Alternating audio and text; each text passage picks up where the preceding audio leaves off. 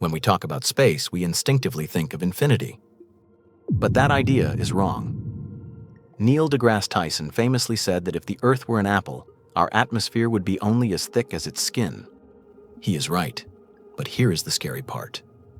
The useful space, where the space station and Starlink operate, fits inside the thickness of a single coin, resting on that apple. That thin shell is a finite resource, and as we enter 2026, it is filling up faster than anyone planned for. We aren't just exploring space anymore, we are crowding it. What we are witnessing is not a space race, it is a real estate crisis. In this briefing, we are going to audit the Orbital Manifest. We will analyze the unit economics of the collision crisis, map the geopolitical war for the prime 550-kilometer shell, and reveal the trillion-dollar logistics industry emerging to fix it. This isn't just about rockets. It's about the cost of doing business in a vacuum. Let's look at the numbers. Economists understand congestion intuitively. Highways jam, ports clog. Orbits behave the same way, but unlike a highway, you cannot simply clear the wreckage. To understand the stakes, we have to look back to February 10, 2009. On that day, a defunct Russian military satellite, Cosmos 2251, slammed into an active U.S. commercial satellite, Iridium 33. They collided at 26,000 miles per hour, 30 times faster than a bullet. The impact didn't just destroy two assets, it instantly created two massive clouds of shrapnel. Over 2,000 pieces of trackable debris, and tens of thousands of lethal fragments too small to see. Today, over a decade later, that debris is still up there. It is a minefield that we built ourselves. Here is the audit. And the numbers matter because density changes everything. In 2019, there were roughly 2,000 active satellites. Today, tracking data from LEO Labs identifies over 14,000 functional nodes. That is 7 times denser in just 6 years. And filings with the ITU currently propose over 1 million new objects. Even if only 10% of those launch, the density changes by an order of magnitude. This accelerates the Kessler syndrome, the nightmare scenario where one collision triggers a cascading chain reaction. It is a physics time bomb.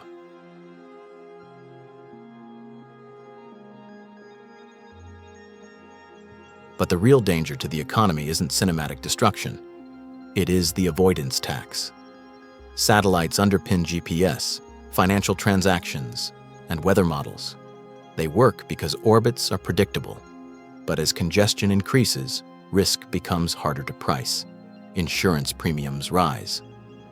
More critically, mission lifetimes shrink.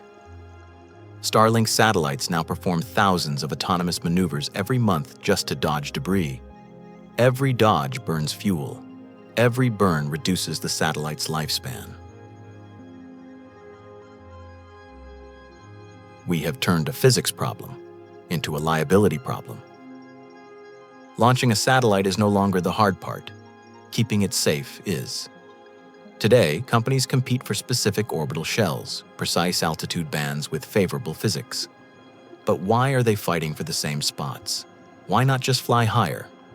It comes down to 2 factors: latency and liability. Take the 550-kilometer shell. This is the domain of Starlink.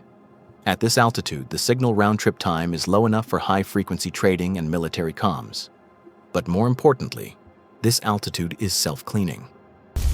If a satellite dies here, atmospheric drag will naturally pull it down to burn up within 5 years. It is a safe harbor. Compare that to 1,200 kilometers. The latency is worse, but the physics are unforgiving. A dead satellite at that altitude stays there for centuries. It becomes a permanent landmine. This makes 550 kilometers the Goldilocks Zone. It offers the perfect balance of coverage, speed, and regulatory safety. It is the Manhattan of orbit. Prime real estate, high density, high rent. This is why players like SpaceX, China's Guowang constellation, and Amazon's Project Kuiper are engaging in a land grab. They are flooding this specific shell to lock in their frequency rights and physical occupancy. China is actively engaging in what analysts call spectrum squatting, launching mass constellations to prevent Western monopolies. Think of it like buying up domain names, not to use them, but just to block your competitors. This creates a geopolitical standoff. Once an orbital shell is congested, it becomes politically and technically difficult to reclaim. This is not chaos. It is early-stage scarcity. And like all scarce infrastructure, the value shifts from access to management. Every congested system eventually creates a new market. When harbors got crowded, we built tugboats. When cities got crowded, we invented zoning laws. Space is no different. We are witnessing the pivot from a launch economy to a logistics economy. For 60 years, we operated on a linear model. You launch a satellite, it runs out of fuel, and it becomes trash. It is the economic equivalent of flying a Boeing 747 from New York to London, and then sinking the plane in the Atlantic because the tank is empty. Absurd, right? Companies like Astroscale and ClearSpace are building the orbital servicers to fix this. ExoTrail is building the last-mile logistics. This is no longer science fiction. It is the start of critical infrastructure in orbit. And a powerful new force is creating their market, the regulator. The U.S. Federal Communications Commission has enforced the 5-year rule.